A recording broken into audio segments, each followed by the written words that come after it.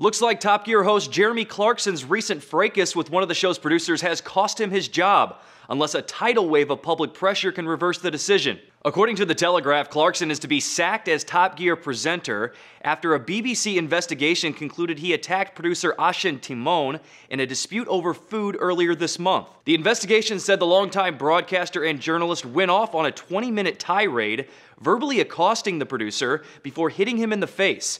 BBC is expected to give Clarkson the axe on Wednesday. Clarkson, who is both loved and hated for his politically incorrect style, has landed himself in hot water with the network over the years, but he hasn't faced punishment this severe until now. Last May, he was accused of sneaking in a racial slur while singing a nursery rhyme during a show in 2011, though he denied the allegations. Please be assured I did everything in my power to not use that word. And last year, the BBC gave him a, quote, final warning after they say he deliberately used racially derogatory language when referring to an Asian man during a broadcast. Still, Clarkson has a legion of supporters, and they're not too happy about his removal as host of the hit car show. A petition that started after his suspension earlier this month demanding he be put back in front of the camera has garnered more than 1 million signatures. According to The Sun, even Snoop Dogg is also a fan of the show and thinks canning Clarkson would be a disaster for the network. He isn't part of Top Gear. He is Top Gear. Britain needs to boycott the BBC until he is reinstated.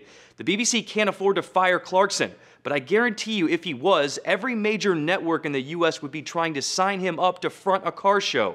He is guaranteed to get big ratings. Plus, get this, British Prime Minister David Cameron's 11-year-old daughter has even reportedly threatened to go on a hunger strike unless the 54-year-old broadcaster is reinstated. He was always controversial, he was always outspoken, and that's the appeal. That's why he's made Top Gear into a best-selling international entertainment program. And there's probably a lot of truth to that. Since the show was given a reboot in 2002, it has accelerated up the TV rankings. In 2012, Guinness World Records listed Top Gear as the most widely watched factual TV program in the world.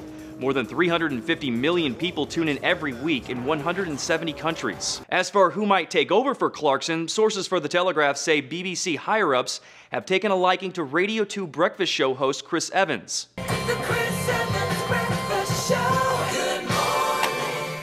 Evans is reportedly quite the car enthusiast and boasts a pretty big collection of vehicles himself. For Newsy, I'm Jay Struberg.